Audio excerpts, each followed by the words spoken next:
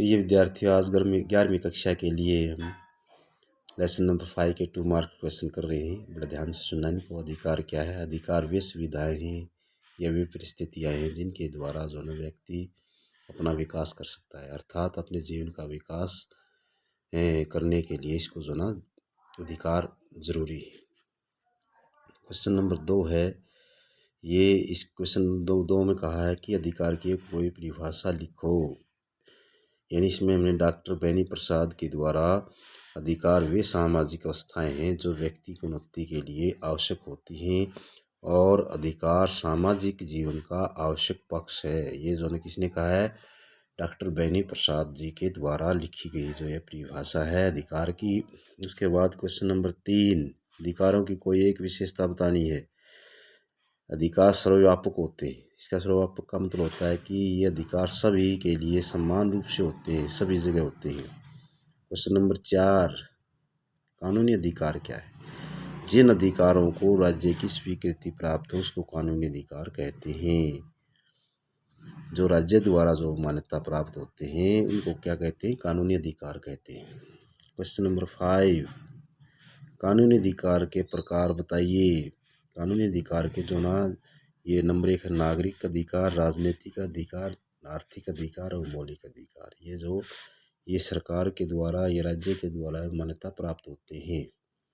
Question number 6 है, सामाजिक अधिकार से क्या तात्पर्य है? सामाजिक अधिकार जीवन को सुखी और सभ्य बनाने के लिए वे सुविधाएं प्राप्त होती हैं जिनसे जो ना मनुष्य का जो सामाजिक जीवन सुख में बन सके, अर्थात जीवन को सुखी और सभ्य बनाने के लिए प्राप्त सुविधाओं को क्या कहते हैं? सामाजिक अधिकार कहते हैं। तो ये अधिकार समाज में रहने वाले प्रत्येक नागरिक को बिना किसी भेदभाव के प्राप्त होते हैं। क्वेश्चन नंबर 7 है इसमें कि भाई किन्हीं 2 सामाजिक अधिकारों पर प्रकाश डालिए। पहला है जीवन का अधिकार, दूसरा है संपत्ति का अधिकार। ये हमारे क्या है? सामाजिक अधिकार है। जीवन जीने का अधिकार, संपत्ति का जो अधिकार है, ये जो है क्या है? दोनों जो ना सामाजिक अधिकार है। उसके बाद आता है हमारा क्वेश्चन नंबर 8 है कि 2 राजनीतिक अधिकारों के नाम बताइए। जो 2 राजनीतिक, पहला है मताधिकार, दूसरा है निर्वाचित होने का अधिकार। कोई भी चुनाव लड़ सकता है जो 25 वर्ष की आयु है, और जो मतदान है जिसकी 18 वर्ष की आयु है जो ना मतदान में हिस्सा ले सकता है, जिसका वोट लिस्ट में नाम है, मतदाता सूची में नाम है। क्वेश्चन नंबर जो 9 है, ये मुख्य प्राकृतिक अधिकारों की सूची बताइए। यानी जीवन का अधिकार, स्वतंत्रता का अधिकार, संपत्ति का अधिकार, ये क्या होते हैं? ये प्रकृति ने हमारे को जो ना दिए, इनको क्या बोलेंगे? प्राकृतिक अधिकार बोलेंगे। क्वेश्चन नंबर जो इसमें 10 है, जो प्राकृतिक अधिकार से क्या तात्पर्य है? क्या तात्पर्य है प्राकृतिक अधिकार से? कि प्राकृतिक अधिकार वे अधिकार होते हैं जो मनुष्य के जन्म से प्रकृति में प्राप्त हुए हों, राज्य द्वारा इन्हें समाप्त नहीं किया जा सकता। क्वेश्चन नंबर 11, कानूनी अधिकारों की आधारभूत विशेषता क्या है? कानूनी अधिकारों की आधारभूत विशेषता है कि उसके पीछे जो कानून शक्ति होती है जिसकी अवहेलना करने पर दंड मिल सकता है, कानूनी अधिकार। उसके बाद है अधिकार व्यक्ति के लिए क्यों आवश्यक होते हैं? अधिकार व्यक्ति के लिए विकास के लिए आवश्यक होते हैं। इसके बिना जो ना विकास नहीं होता, इसलिए आवश्यक होते हैं मनुष्य के लिए।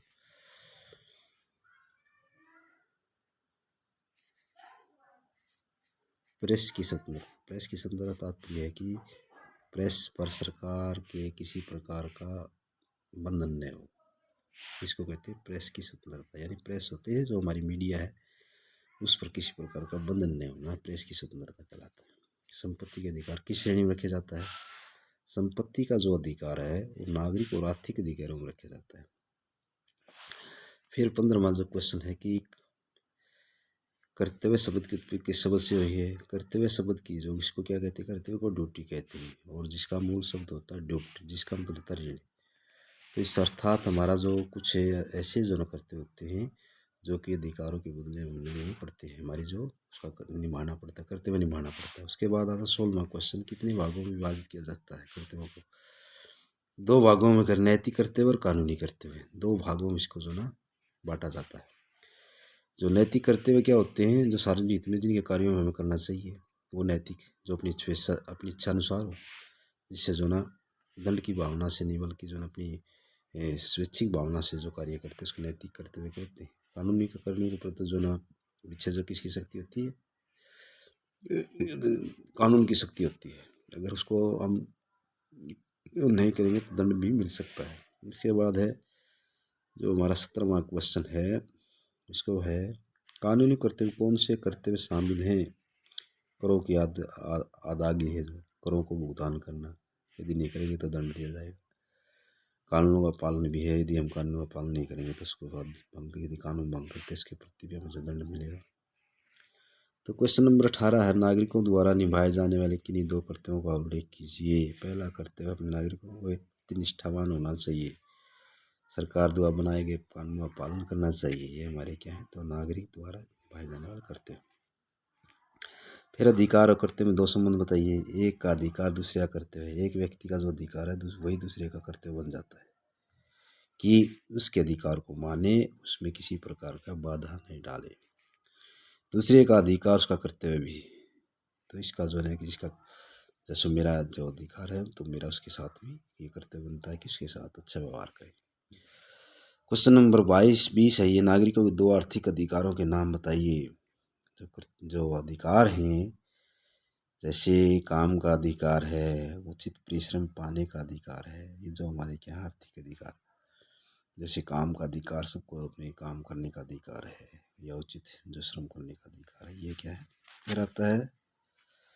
अधिकार में कर्तव्य नियत हैं, टिप्पणी कीजिए। अधिकार और कर्तव्य साथ साथ चलते हैं, इसलिए अधिकार कर्तव्य एक सिक्के के 2 पहलू हैं। क्या है ये, एक सिक्के के 2 पहलू बताए गए हैं। वाइल्ड ने कहा है कि केवल कर्तव्य की दुनिया में ही अधिकारों का महत्व होता है। कर्तव्य के बिना कोई भी अधिकार व्यवहारिक रूप लागू नहीं हो सकता। तो ये क्या है कि इनका होता है कि भाई